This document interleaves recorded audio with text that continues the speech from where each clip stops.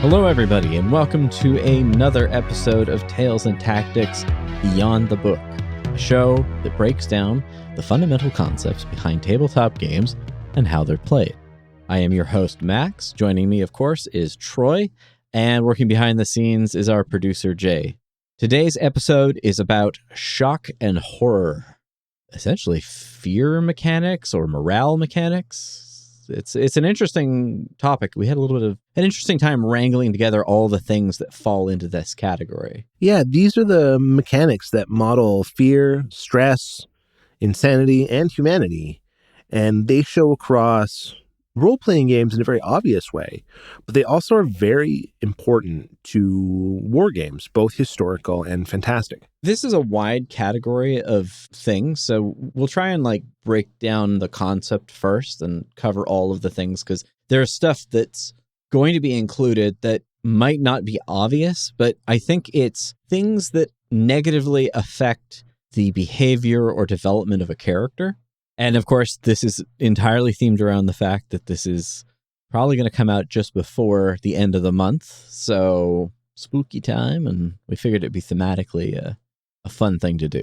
So this is fear, sanity, morale, corruption. Mutations as well. Include mutations as sort of extension of corruption, though the kinds of mutations we're talking about are the more horror-themed ones. We're not talking about supers powers. Yes. Which if mutation is a part of that via, say, the X-Men, this isn't the sort of mutation that we're talking about. Yeah, we're talking like the Underhive, like Powers of the Warp. Yeah, exactly. I think corruption is probably a better way to put it, but it's worth mentioning that. And then, of course, things like curses or supernatural things that force your character to do things in a certain way. Not every game has this, but actually we found that most games have something that touches on to that point. Like, for instance, even Dungeons and Dragons has fear as an effect, though it tends to only be applied to things like dragons, aberrations, demons, stuff that is significantly frightening. Like top tier threats, for sure. Yeah, your horde of goblins isn't going to make you roll a fear check. Even a horde of orcs. Maybe you might do it if it was a more horror-themed game. The rule is there, obviously, and you can apply that as you see fit. There's a fundamental element to the psychology aspect of a game. And even in terms of, say, OD&D, there were morale mechanics because it was a war game and it didn't shy away. Like Chainmail has morale. We're also talking about stress, strain, battle fatigue in terms of war games. So that's covering a lot of the same territory. Yep. And very often it's when those things either inhibit or force action upon units or players. And when we're talking about a role-playing game, an RPG, this is more of a personal impact. So this is transformative to the character. You're not talking about a larger scope. We're talking about how does this one individual react to seeing this leash lord in front of them? Do they pass their fear? Do they accumulate strain? Whatever mechanic is in play, how does that individual have a reaction to it? Because that's the player's control point, is their player character. A war game, however, and in contrast, is going to have a tactical or strategic impact on groups or units or formations. So, for example, if you have a role-playing game in one hand, that's going to show you the fear results on the player character or the NPC. But in our war game, you'll have, say, a squad or, a group of troops, of spearmen, and you'll see that result reflected on all of those individuals as sort of an aggregate result or accumulated outcome. It has more of a strategic impact because it's going to control how the whole force operates, because now you're going to have to contend with an element of your army having poor morale or falling back or something. Whereas when it happens to a specific player character, it's more of a mitigation of their abilities, not necessarily going to change what they're going to do, but it is going to impact their ability to do it as effectively as they might at peak efficiency, we'll call it. Yeah. I mean, in some cases, in fact, I'd say in most cases, it's treated as a sort of a loss of agency with the player when it's certainly with fear. So if it causes panic or retreat. Yep. Some people like that, and some people are probably less enthused about having their character lost. And it's also applied to units in a battlefield where, I want them to attack, but they're so shaken up or disorganized that they can't actually push on, or, in some games they might bunker down if they feel like they're under attack, and now they're even more difficult to get moving toward your objective. In some of these games, like, say, Call of Cthulhu, and there's a few other ones where they're modeling things like insanity. The insanity in question is definitely more of the, I guess, what we call narrative or literary insanity, and not necessarily a clinical interpretation. That's right. Some people have pointed that out as being an issue, but I think if you take it in the sense that you're telling a story and you're not trying to simulate real life, I don't think it's as much of a problem. Like, for instance, a character may go insane in the manner that they do in a Lovecraft story. Right. And not in the manner that they might actually suffer post-traumatic stress or something to that effect. Though I think there are some games that do try to be a bit more accurate to that. There are. I mean, it's an interesting balance point. Like, if you're going to talk about something sensitive like mental illness or something in a game, how do you want to land on that? And I think with Call of Cthulhu, you're exactly right. It's using that literary basis. It's using the source material to determine how it defines those terms. But for something that's a little more detached, like, I guess, a companion game to Call of Cthulhu being Delta Green, that takes a much more literal and serious look at some of these conditions and the ways that you would have to alleviate them in a way that is both intriguing and rewarding, but also kind of the problem with Delta Green, in my personal opinion, is it's hard to grok with because of how overwhelmingly dark the themes really are. And that includes the way that it handles fear mechanics. Yeah, the difference between these two is definitely a shift in preference toward realism. Even though Delta Green deals with the same universe as Call of Cthulhu, ostensibly, it deals with that kind of trauma in a very different way. It does. And it's up to the group to determine their comfort and what suits them best. And I think, as always, when it comes to role-playing games, like, role-playing games are a form of communication. Mm-hmm. So that communication extends to your session zero talk, where you're like, hey, what are we going to tackle with this? You don't have to reveal the plot points or anything like that, but just to make sure everyone's on the same page. Yeah, certainly if you're running something that has things like horrific elements or trauma, you need to know your players, that they're interested in going into that, and you're not pushing them towards something that they wouldn't be comfortable with. Yeah. But in a way, that goes for a lot of games. It's true. I tend to be someone that likes horror games, and the people that I play with, like you and Jay, we know each other enough to be comfortable with that. I'll put it this way. I don't know that I'd run Delta Green at a tournament, or if I did, it would be in a very different way, or like at a convention or something like that. Yeah, actually, our friend of the show, Darren, who was on our Call of Cthulhu episode, will be running Call of Cthulhu upcoming at an event. This is by the time this comes out, that will have happened, but this is recorded prior to that. But it will be an example of running a horror game for effectively guests or strangers. So I wonder how that experience will go. I'm very curious to get his thoughts on that after the fact. Yeah, I think the literary nature of Call of Cthulhu probably will work better. And if people know the game, they know it's a horror game. So I think that there's probably a bit of less of an issue there. Yeah, I agree. Now, an important question when it comes to these sorts of mechanics, and this can be on a sliding scale for sure, but like, what does something like sanity do when you add it to a game? And by adding those without changing any other elements of the game, does that actually make it a horror game rather than, say, a horror-themed game? That's really interesting. What do you think? My general feeling is that it doesn't.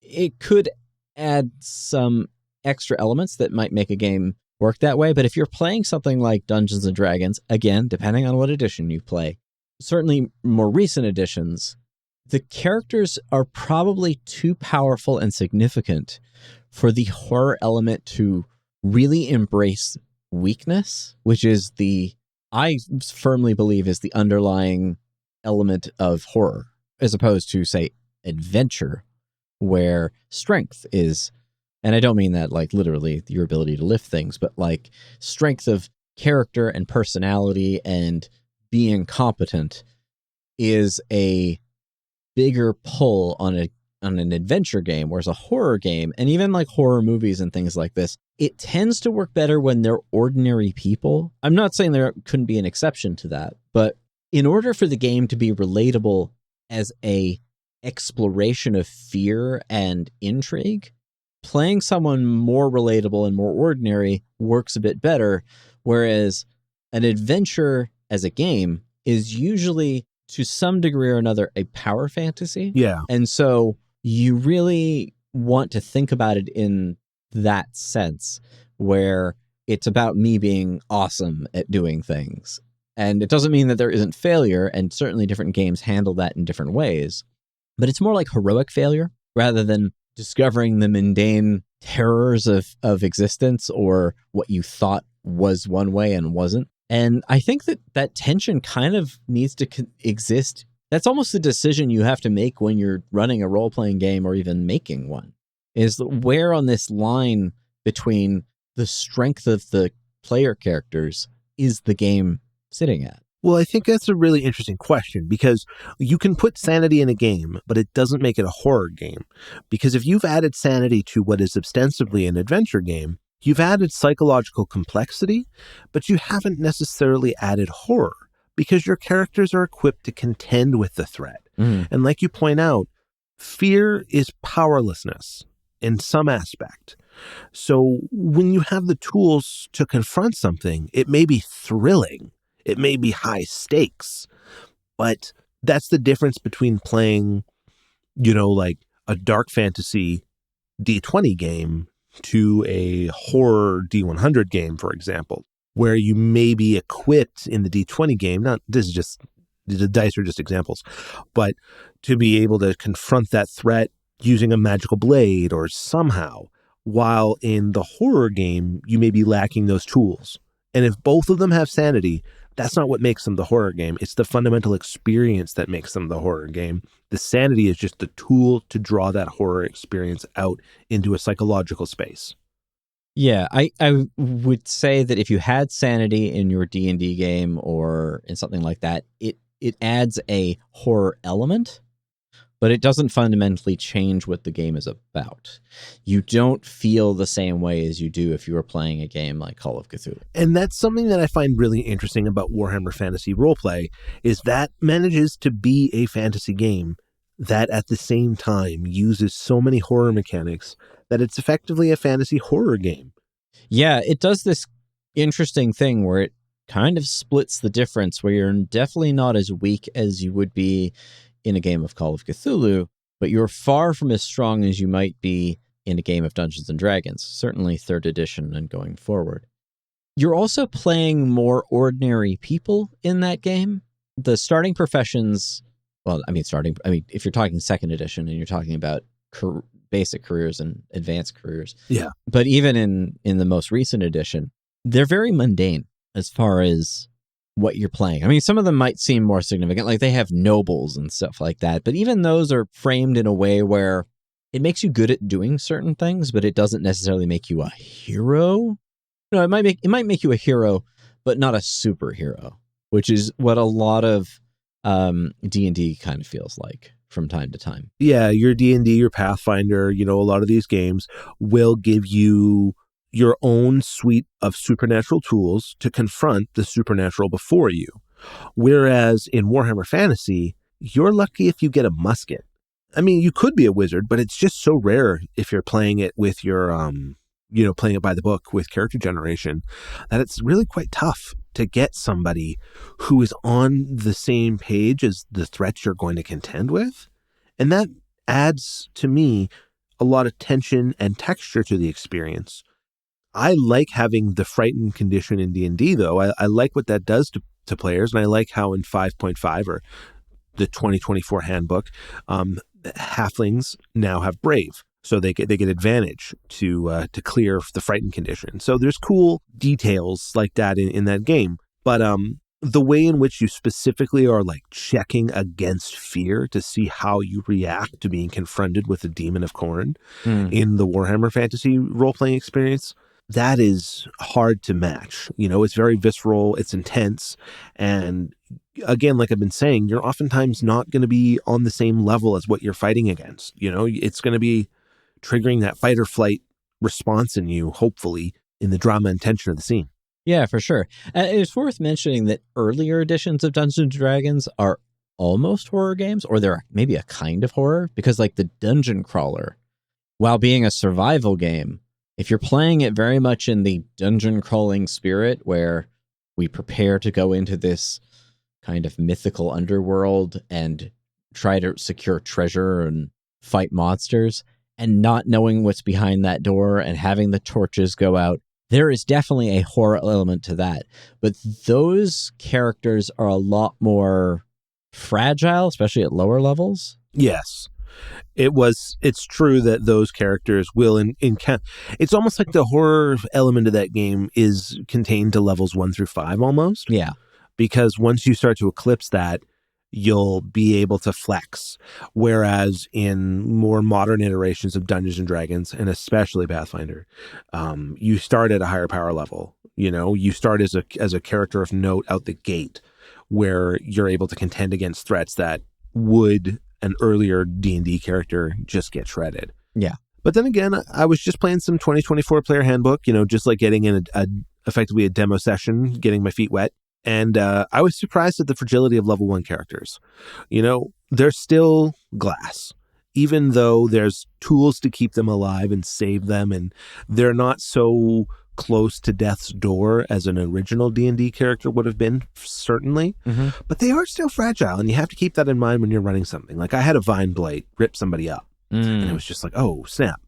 And I totally was inspired because of Sailors of the Starless Sea to make sure there was a vine blight in there. Oh, I do love my plant monsters.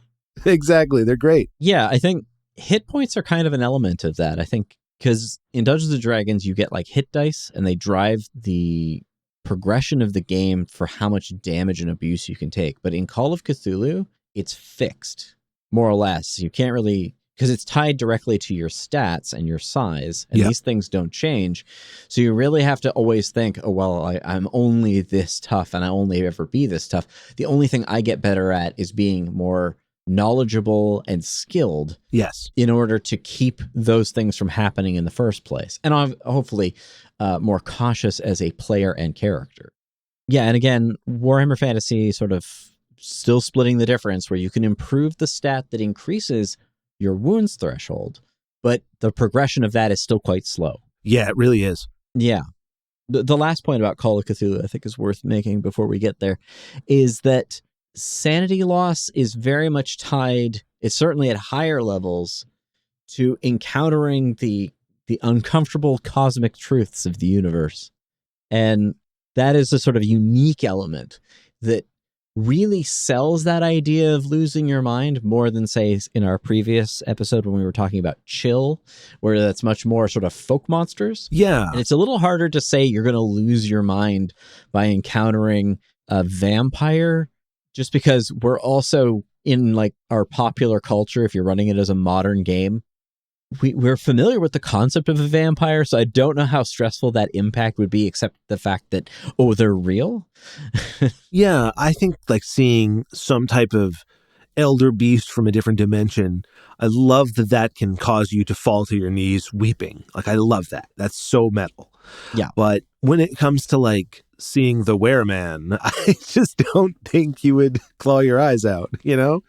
So there's just a certain gut punch that the Lovecraftian setting gives you, or lets you pull upon. It really pulls into the idea of the unknown. Yeah. Where using a stock monster, not that you have to in Chill necessarily, but thematically, that's where that feeling really doesn't quite hit the same way.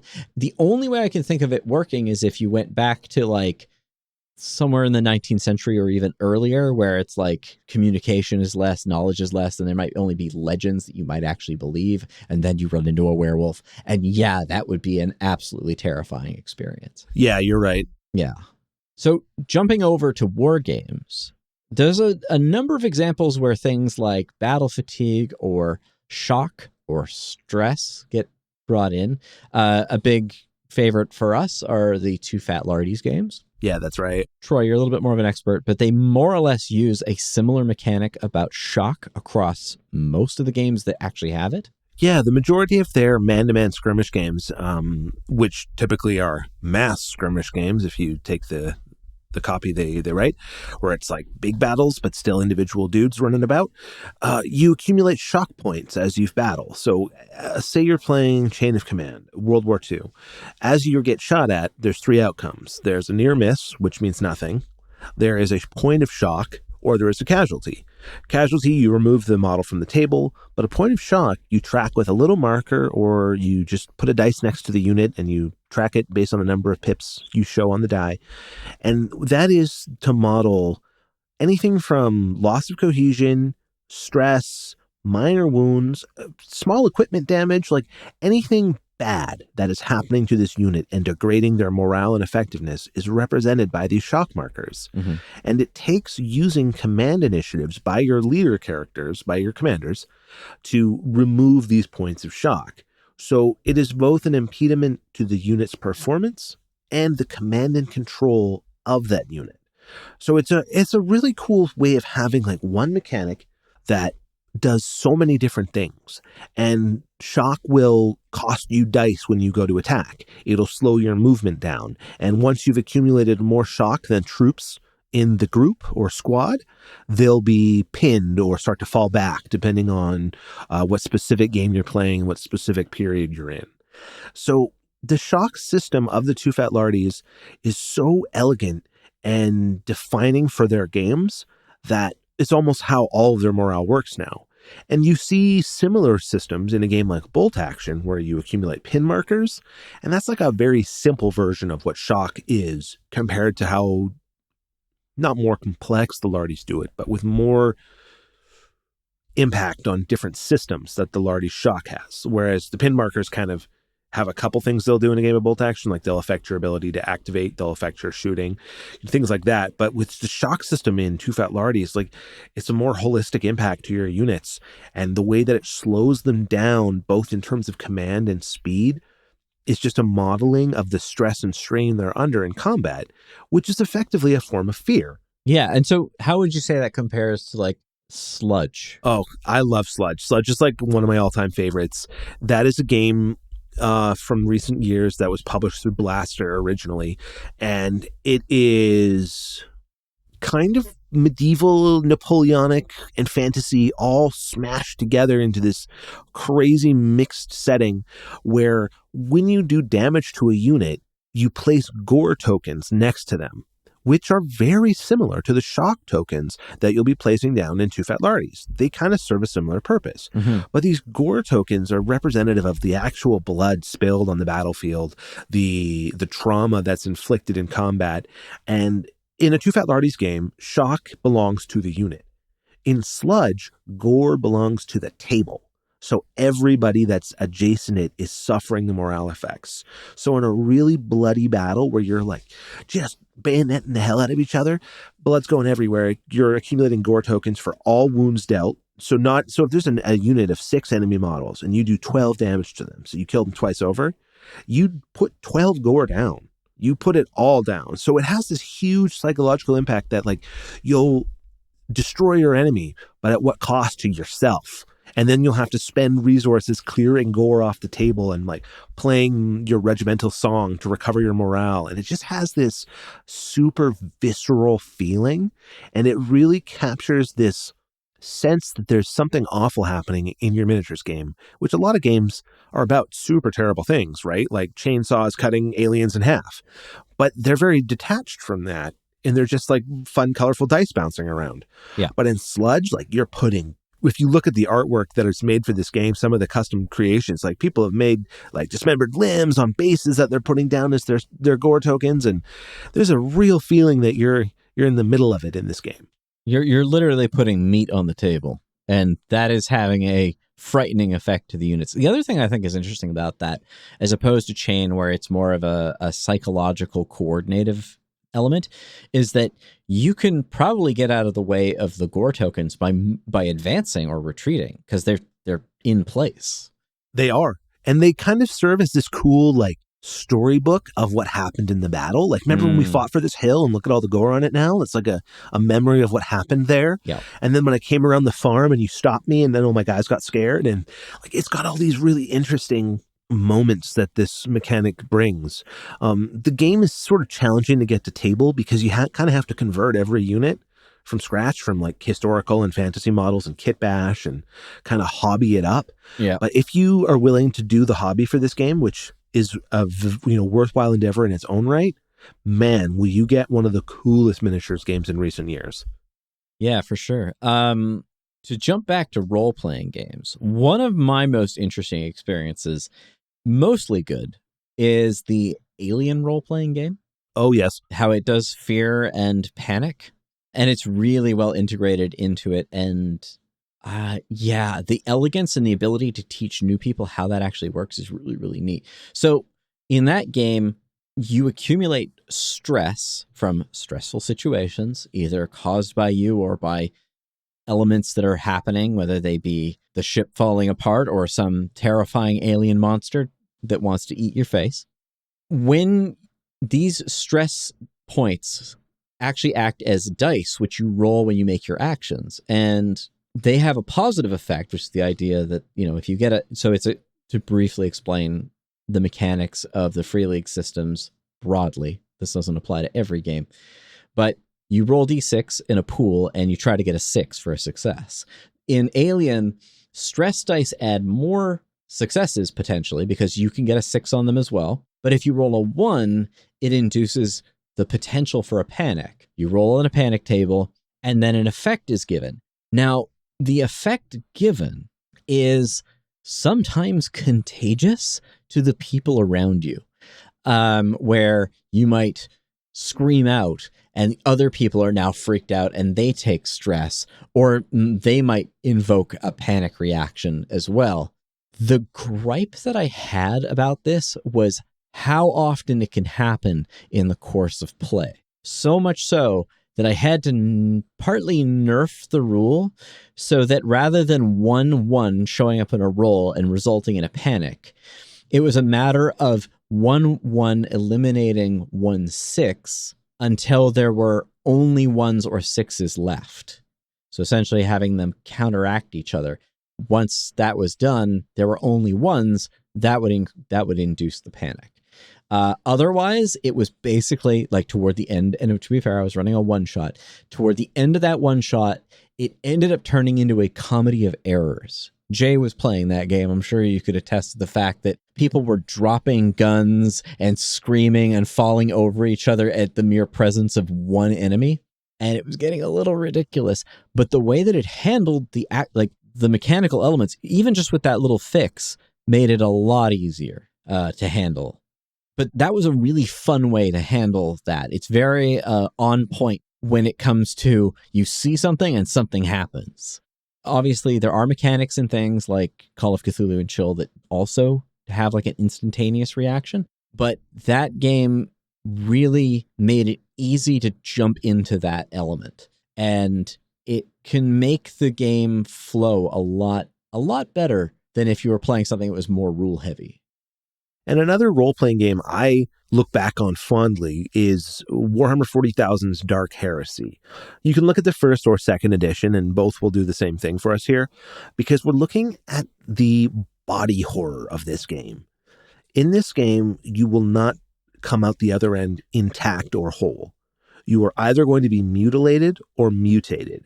And the displeasure of your character getting torn up underneath you kind of have to like grit your teeth through, because this is a game where your character is really going to get put through the ringer. But that experience is really exciting and so thrilling, intense.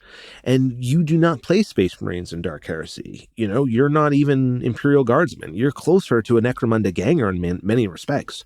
So a lot of the foes you're against are way out of your league. You know what I mean? Like if you encounter someone possessed by a demon of the warp, like that's a definite endgame boss in Dark Heresy. And there is literally nothing you can do to stop that thing other than have it make you go mad.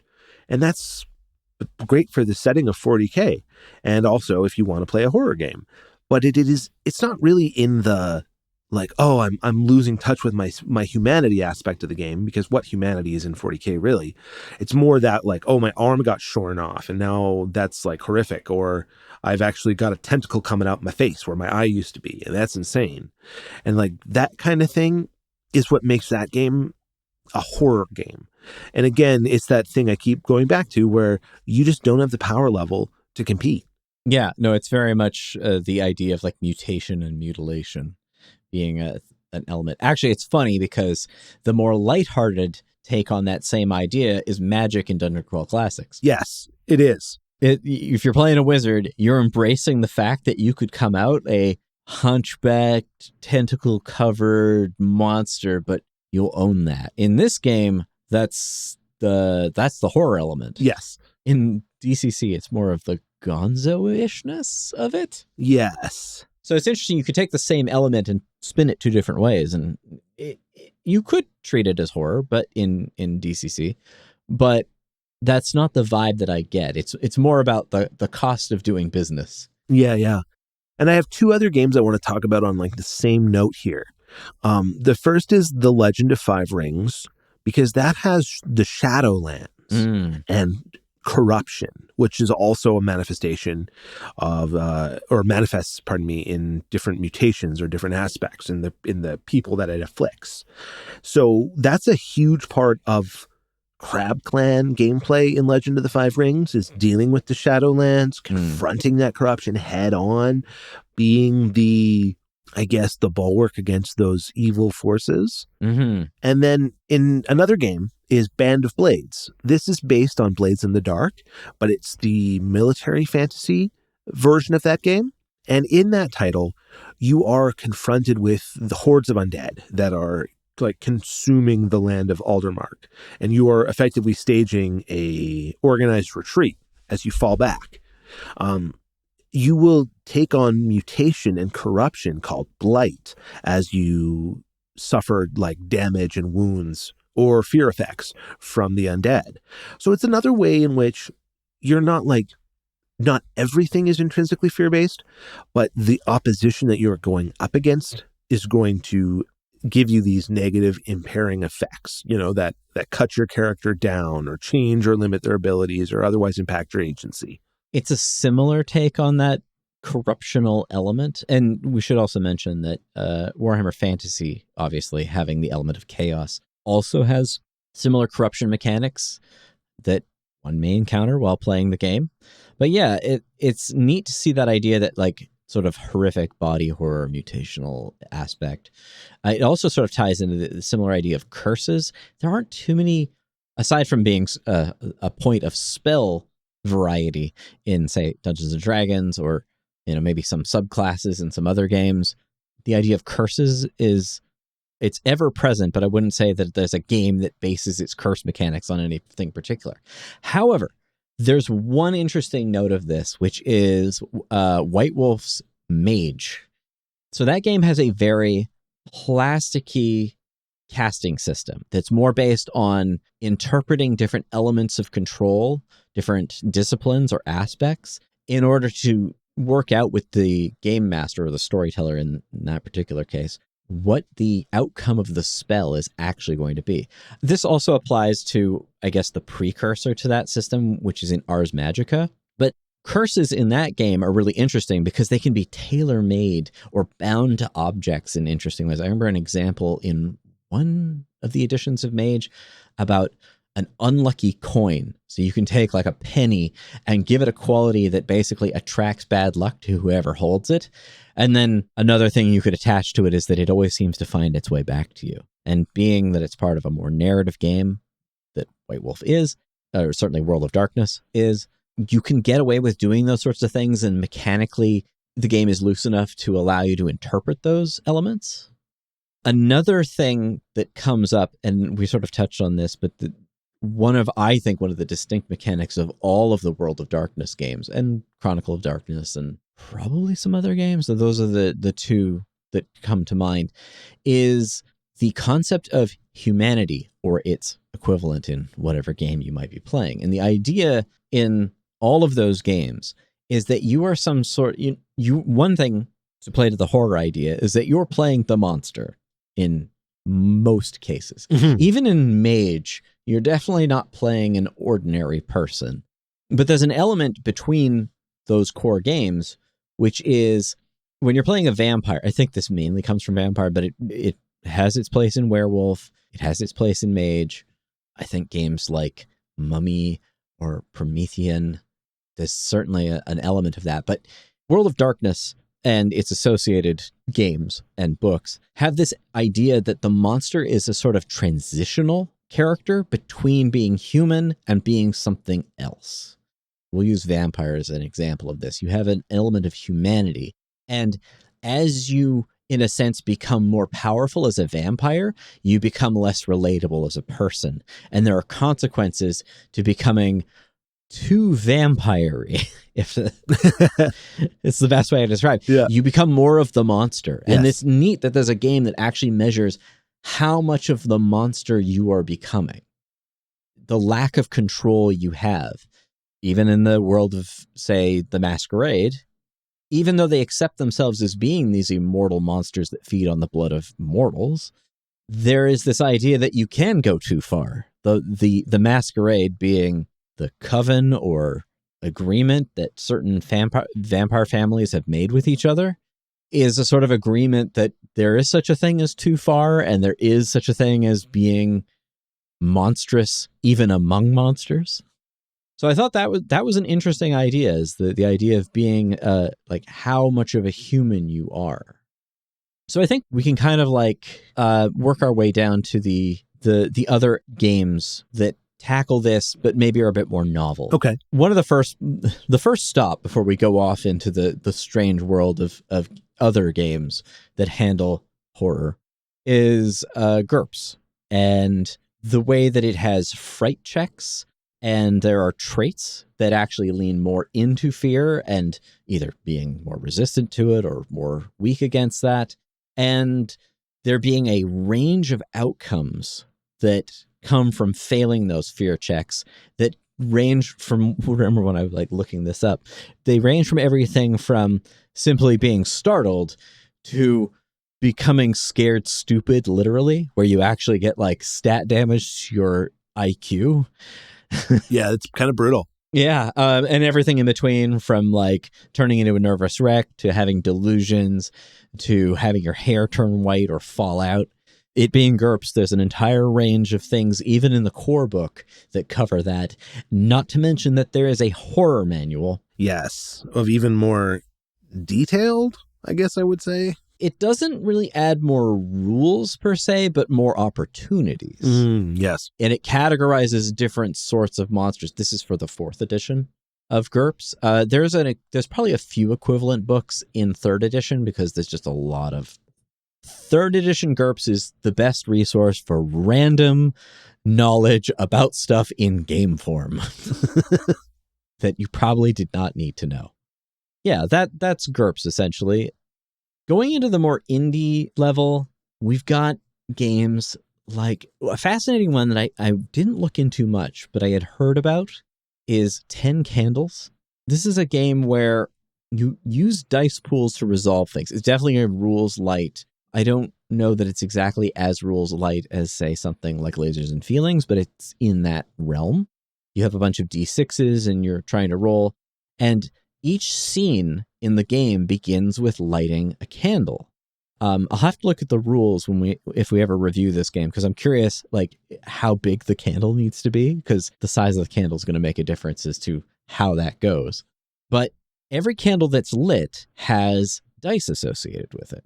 And whenever a candle goes out during the course of play, you lose that die, and the darkness starts to encroach. And I assume you're supposed to play this in a dark room so that the effect of the light eventually disappearing. And I've heard mixed results. I think it really depends on your expectations. I feel that if I'm going in and playing this game, I have a sense of what sort of game it's playing. Right. And it's probably better for your fiasco crowd, where it's more about the acting and the dice are just there to resolve certain things that happen, though they are important. Another game that falls on line with this is a game called Dread, and I I'm even less familiar with this one, but I was just intrigued by the fact that it has this catastrophe mechanic based around pulling blocks out of a Jenga tower. Yes. And I've seen the game and it's set up, and I'm like, that's intriguing. I believe there's things marked onto the blocks so that essentially when you pull one, you get to use it. But every time you pull one, you risk the integrity of the tower and thus the horrific thread that runs through the game. I don't know that the game necessarily ends when the tower comes down, but for all I know, it could be. But it's probably that some major event occurs that's probably not in the player's favor. Oh, another of these indie style games I'd like to mention is Cthulhu Dark. Oh, yeah. That has an interesting fear mechanic in that if you face the monster, you are obliterated. There's no like drawn down and drawn, and making your stand. Like you are destroyed, whether that be psychologically, physically, doesn't matter. So it has a really interesting way of making the threat chasing you just this really great big bad, because there's nothing you can do other than escape it. Yeah, it reminds me of like the gameplay of like Alone in the Dark, where at least the first couple of games where if there's something terrifying, you're going to go hide somewhere. Yes. And then hope it goes away. Yes, that's so true. Good flashback. There's another Cthulhu reference. So, yeah, the horror mechanic itself is a really interesting thing. I think it works better in games that are more broadly like geared toward being a horror game. Yes. So you need to embrace elements like character weakness and mundane character existence. Not necessarily. Again, there's games like Mothership where you're kind of playing mundane characters, but in a science fiction setting. But even in that case, you're playing characters that are kind of out of their league. And then you can include the fear and sanity. Yep. And effectively survival elements. Yes, that's a big part of it. And you don't just reduce the game down to having 2 sets of hit points.